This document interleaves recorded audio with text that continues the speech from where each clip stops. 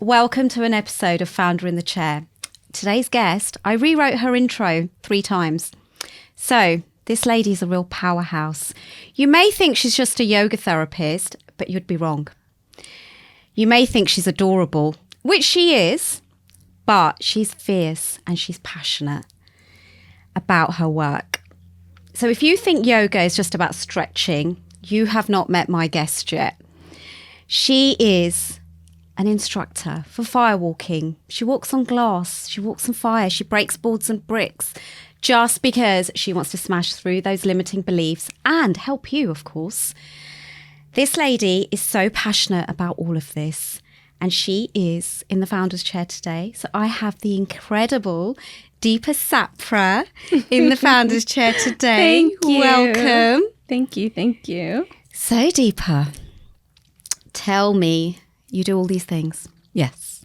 And you are adorable. Sometimes. Sook. Yes, Sook, your husband. So how do you run a business then as well, dealing with all of that? You have 2 young children. Yes. Which you homeschool as well. Yes.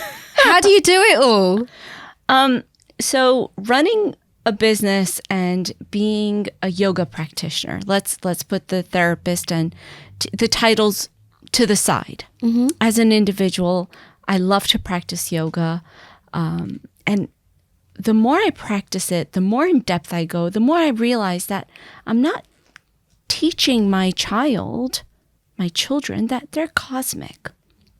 And the world has a way of diminishing that connection. Intentionally, unintentionally, it's just ingrained. And I thought, you know what? Let me just try it for a year. And another fact about me, I'm not a natural mother. You know how some people, I want to be a mom. That wasn't me at all. It took a year for me to connect with Nirvana.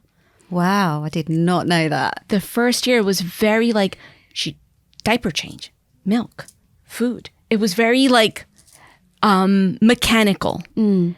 And then one afternoon, she came to me with her arms open and she was walking very wobbly. And she threw herself and she said, "Mama." That's when I felt like a mom. Wow. So it took a year. These things are not natural. And now I'm homeschooling. Like, who am I? And to add business into that it was really challenging for me because yoga is free. It's back in the days taught for free. It's a connection. It's a way of living. And here I am charging, and I had to break through so many barriers, self-limiting beliefs that on one hand, I've got bills. I've got to maintain a roof over our head. And on the other hand, yoga is something that if anybody picks up Patanjali's Yoga Sutras, the Upanishads, any Vedic, text, you could learn yoga for free. So then it's about coming in alignment with, wait a second, I've invested hours, days, months, years, money, lots of money. And then I've got over 1,000 hours of formal training, but nobody sees 1,000 hours of informal training. And it was coming to terms with that, like, all right, you know what? I am passionate about this. I love what I do. I also want to be a mom. I also want to be a wife. I also want to be a businesswoman, an entrepreneur. I want to leave my job. So then I was introduced to this thing called the Wheel of Life. Okay. And my ratings were like 3 because every area was just, I wasn't happy. And then not too long ago, I did the Wheel of Life again. And believe it or not, I scored between 7 and 10. So I have to say, and my daughter's 10. She was about 4. In about 6 years, I've come a long way. So were you working when you started your yoga training? Yes, always working. I I did my first formal yoga teacher training before I moved here. I would say a good 13 years ago.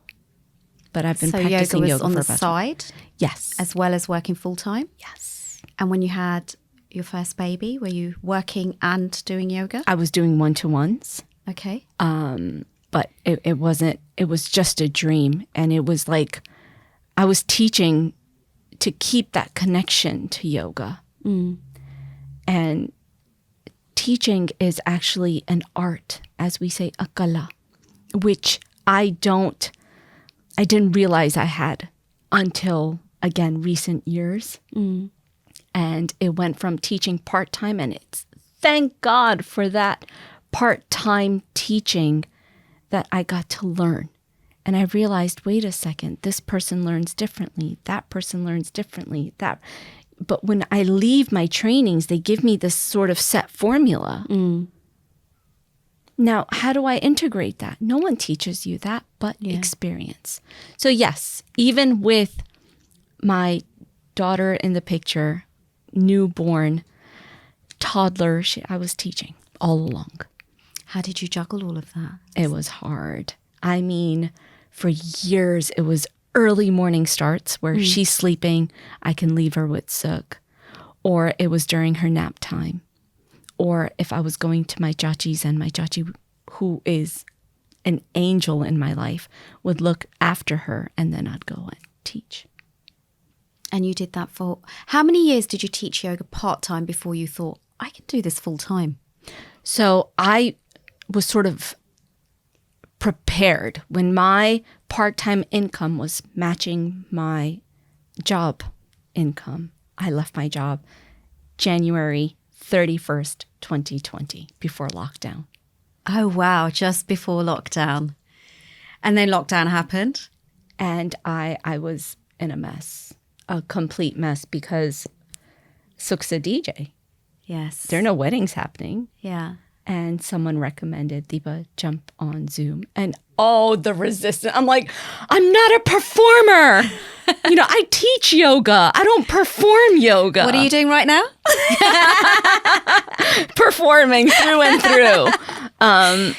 So yeah, like I jumped onto Zoom. It started off with 3 attendees. Okay. And then May, I did a full moon yoga session.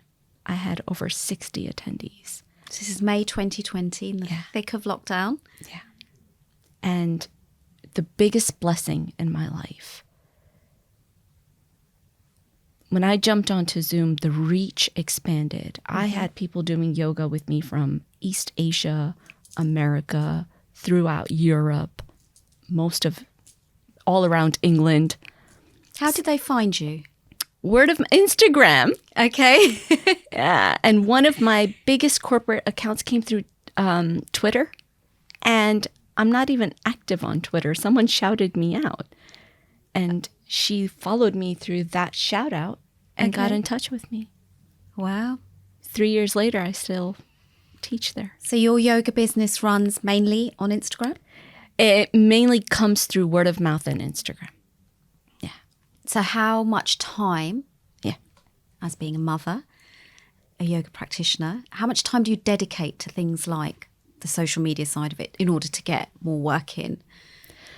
So before it would take much longer. Now I've allocated that because it's not my genius.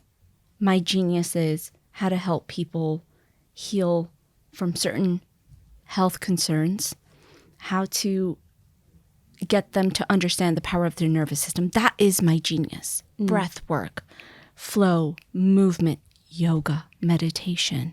All of that encompasses yoga. That's my genius. And so I've given my social media responsibility. I just take out a day and share. Like I'm collecting ideas. I want to talk about this. I want to share this. I want to share this.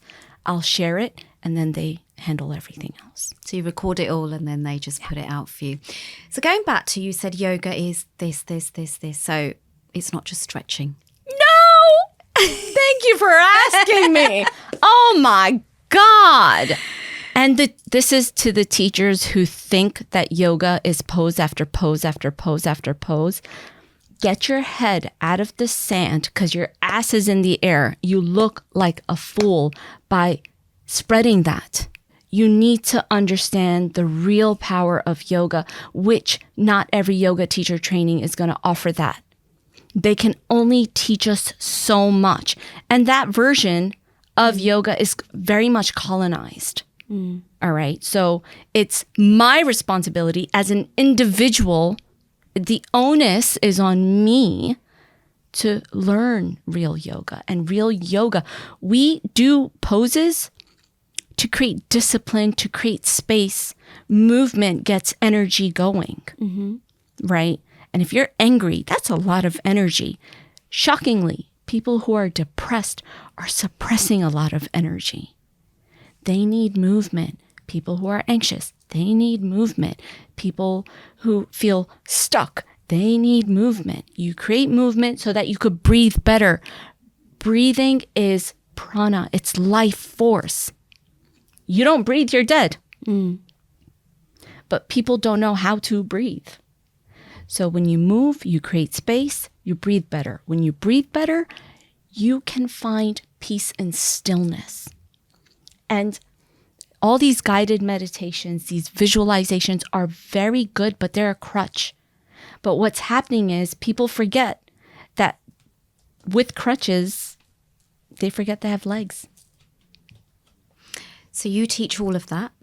Plus more, yeah. Plus what's plus more?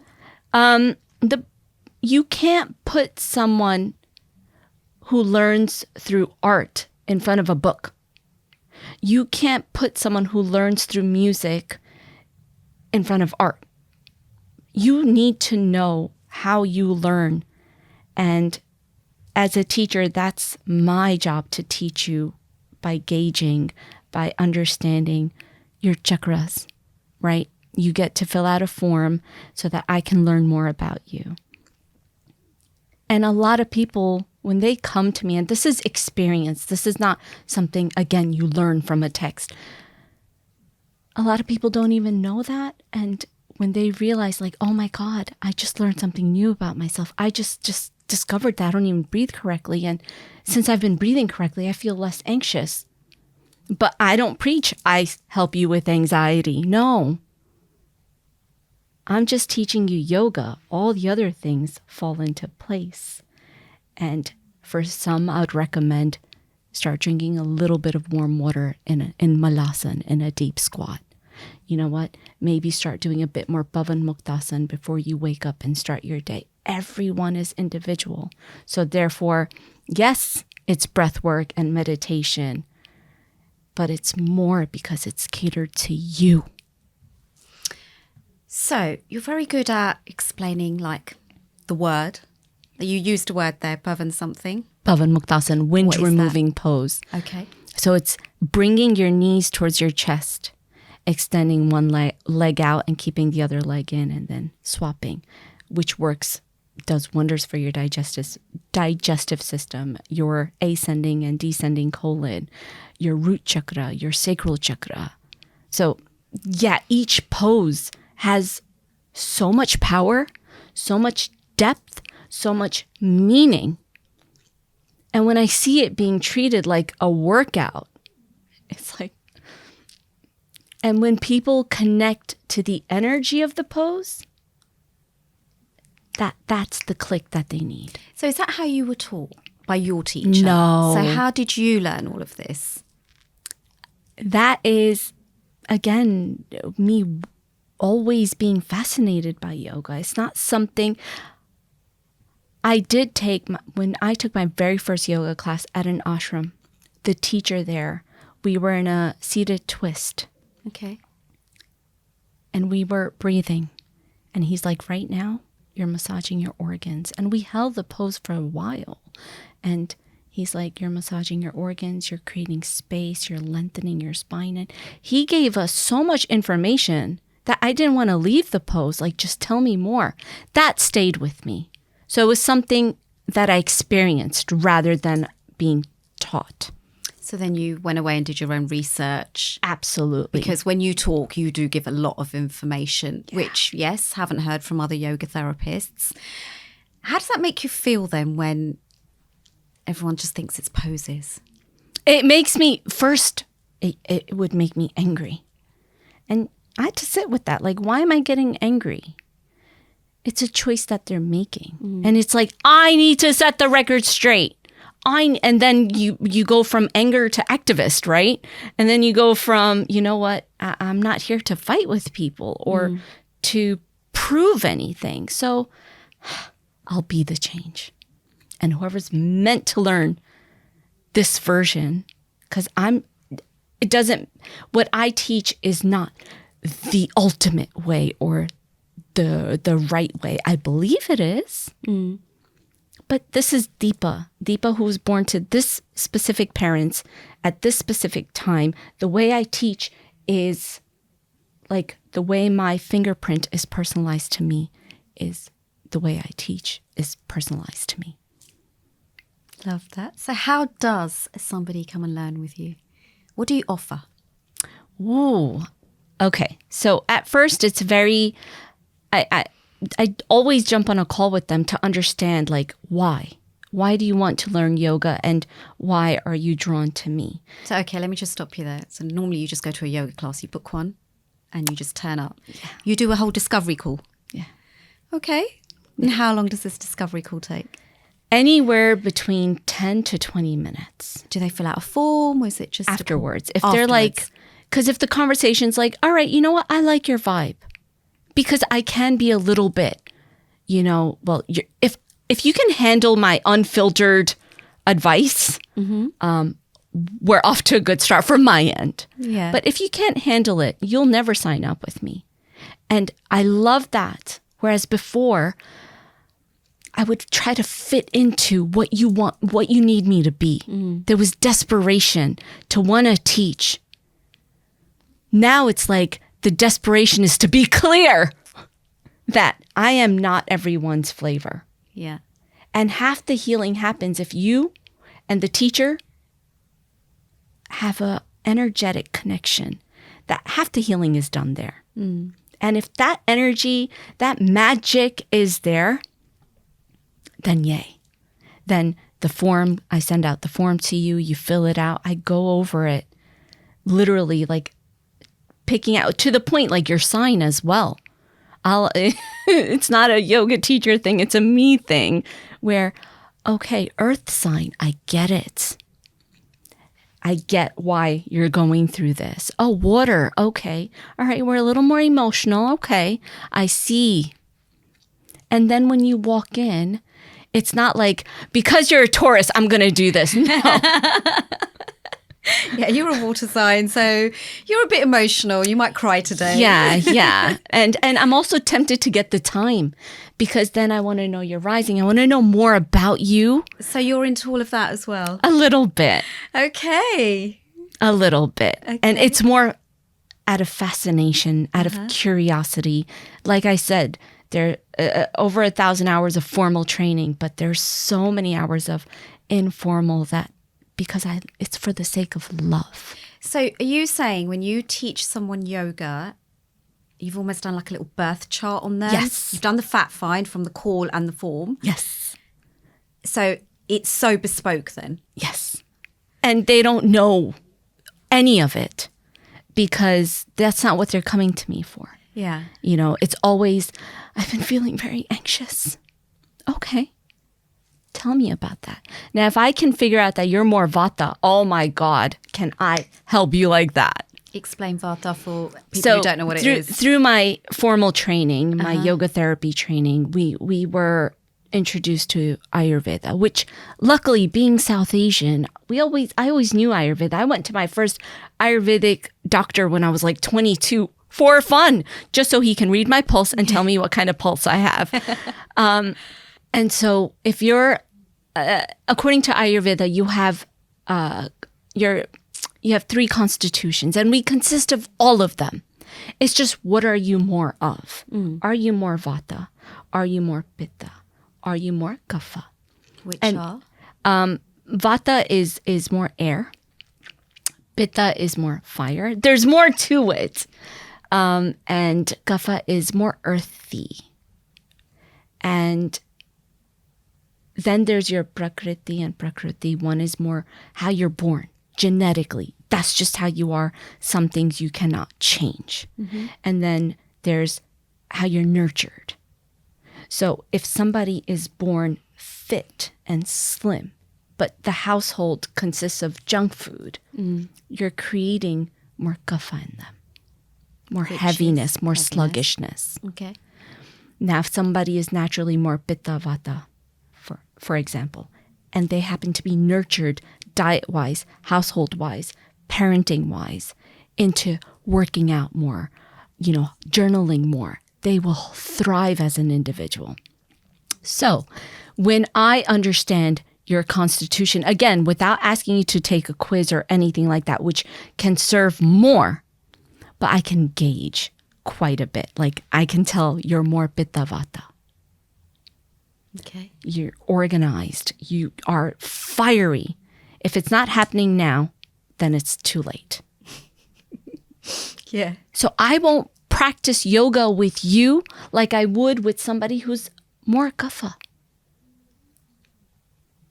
And when you know these little things about a person, which they don't need to know about themselves immediately, because that verbal diarrhea would overwhelm them. And it's like, I came to you because I'm anxious and you're making me feel worse. Yeah, I just thought I was going to do some poses. Exactly. So by the third one-to-one session, they're very clear on what's happening.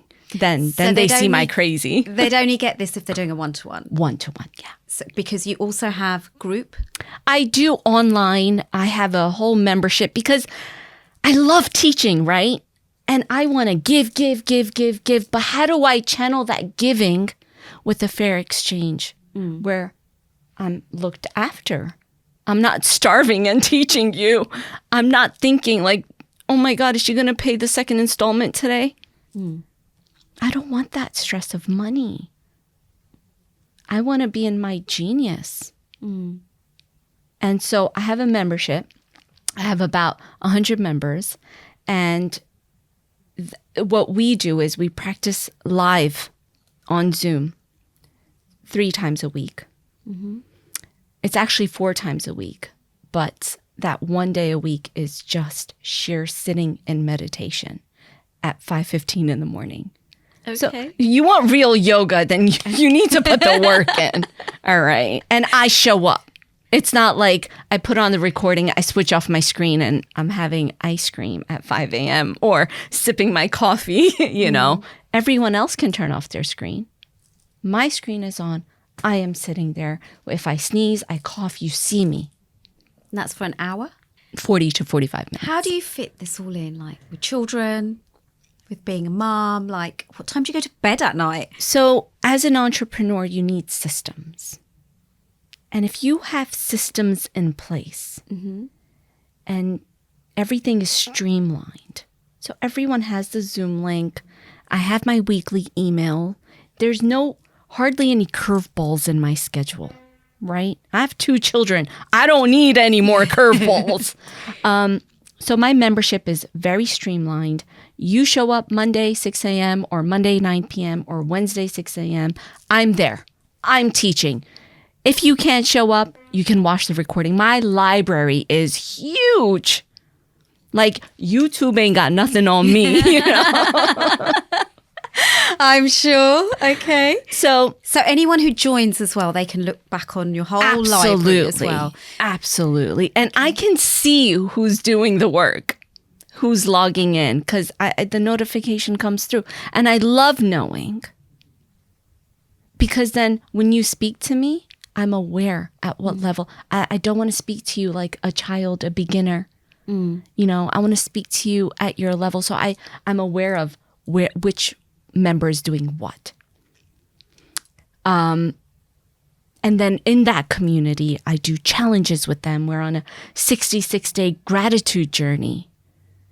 We did a Malasana challenge. So we're building up to sitting in a deep squat for 30 minutes. So just going back to your gratitude journal. Yes. That's not something you'd expect from your yoga teacher. Right. Why do you do that? Because you have to look at, if yoga is a way of living, it's a lifestyle, then how is it by teaching pose after pose after pose? Am I offering you a healthier lifestyle when it's just one limb of yoga? Whereas gratitude is how you think, how you feel.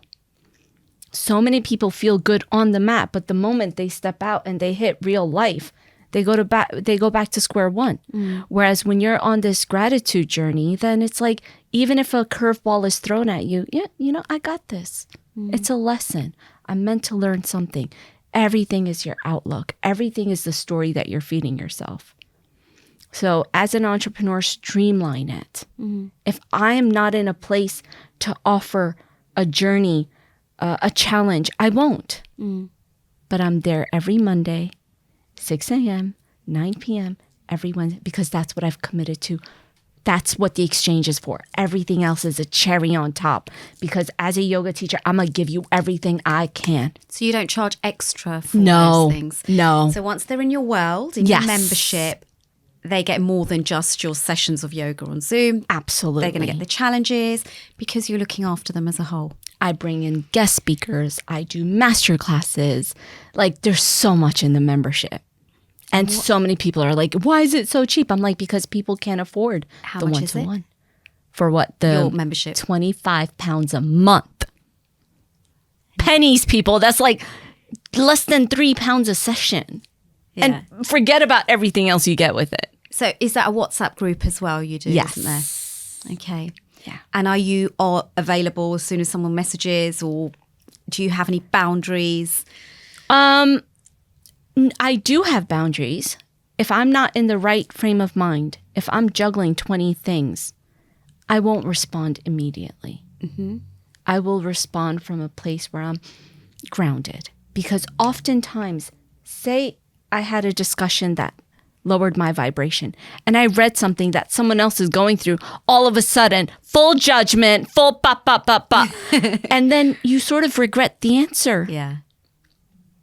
So my boundary is, am I in the right place to respond?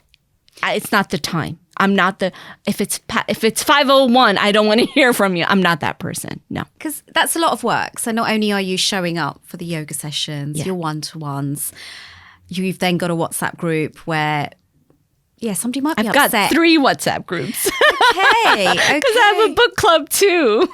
Right. What are you reading at the moment? The Body Keeps Score. Such a good book. It was part of my yoga therapy training. When I first read it, it was overwhelming. Whereas now when I'm reading it, it makes so much sense. And that's another thing about yoga and learning, that it's not about just repeating it. It's about how it lands the second, third, fourth time. So the book club's also part of the membership? Yes. No extra charge. Wow. Certainly value for money, £25 a month. Okay, and what else do you do? I think you do retreats. I do retreats. I'm doing my first international retreat, May 2025. Sold out, 10 people, sold out, which is such an honor. Like, yes, I'm going to take these women away with me to Bali. There was so much love and effort put into putting it together. And let's see. Any more after that? Next one planned? Yes. Do you want to announce it? Or is it a secret yet? It's a secret for now. Okay. But it's going to be, again, East Asia, January, February 2026. 2026. Yeah. Okay. So if anyone's listening and they've missed out on Bali, there's another I've one already got coming. messages. They're like, can you fit one more person in for Bali? I'm like, no, I have to stick to 10. There's a reason to my madness. So. Okay. Oh, and that's happening this year, May. Okay. So if we follow your socials, we'll be able to see all of that. Absolutely. Okay. So there's lots of yoga teachers, yes, yoga therapists, practitioners, whatever you want to call it, people who teach yoga out there.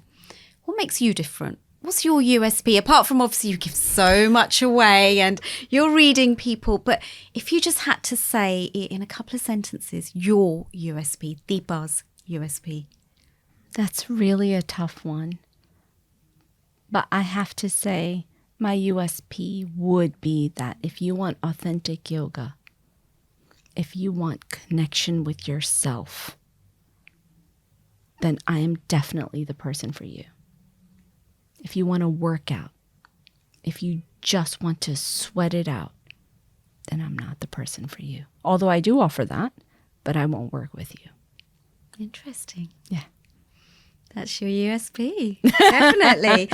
So what, if somebody is thinking of becoming a yoga teacher, Yes. piece of advice for them? Stay in your genius. You can't do everything. You'll go crazy. And accept rejection. Be okay with rejection. Like, I would say start your day like, let me get rejected first and then the hard part is done. You're not going to be everyone's flavor, everyone's cup of tea. And be okay with that wholeheartedly. If you struggle with that, then you need to dig deeper within yourself. Streamline. Make things convenient. I can write my own newsletter. I can do my own social media. You have to do that initially. So you know what the work and effort is, because when somebody's like, I charge this much, and you're like, you would actually appreciate it. Like, okay, you charge this much. I need to work this much more to cover you and get that peace of mind. Yeah, because there's overheads, booking systems, people who do your social media. Yeah.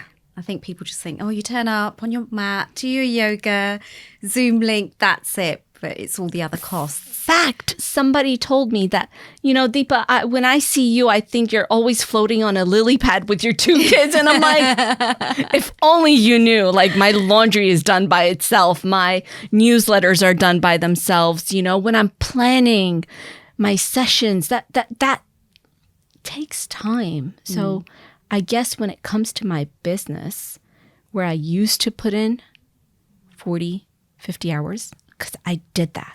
You know, as an entrepreneur, you need to be slightly cut from a different cloth. You need to have a bit of edge in you. You need to be willing to stay up and sacrifice the get-togethers and the other stuff to want to put in effort into your magic and what you create and concoct. You just mentioned get-togethers there. So obviously you get up at 4 a.m. or something so that you're ready for your morning session. So how does that impact you socially? Like, have you felt people have stopped inviting you, or like, oh, Deepa's not going to make it because Absolutely. she's going to be up early and she's got to work and it's all about her work and she doesn't care? Yes, that's always happening. I'm always reminded of how I'm not there, and a lot less now. Because when I was there and now I'm not, of course that person's going to feel it. But the ones that see what I'm trying to create, trying to do, they support me, and they'll be like, they'll keep inviting me. They won't stop. And the ones that, I can't say they're not happy, they're the ones that don't get it.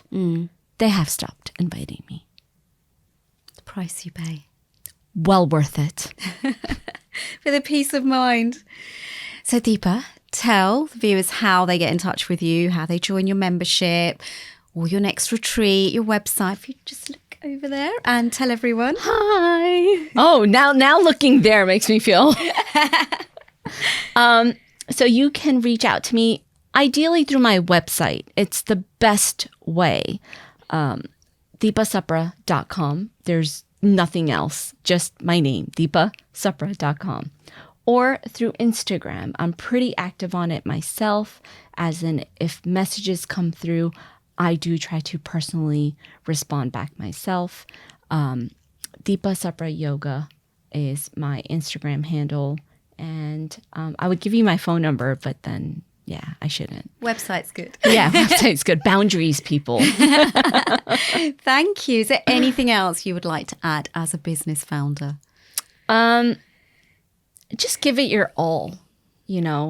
If you are holding a group session and one person shows up, don't, cancel the session. Give that one person your all. Get better at teaching. Give that person a one-to-one, because the amount of people that I've done that with till this day practice with me and always get better at your craft. Thank you. Well, guys, as you heard it, deepasapra.com. That's DEEPASAPRA.com. Just in case you're spelling Deepa with DIPA. As you can tell, you get more than just yoga. You get a book club. You get a lot of hand holding as well. And the research she does, seriously, I have never been to a yoga class where they're going to do a call with you, then they're going to read up on you and they're going to work out what you're like and then tailor the yoga to you. So honestly, get in touch with her. She's absolutely amazing at what she does. Thank you, Deepa. Thank you.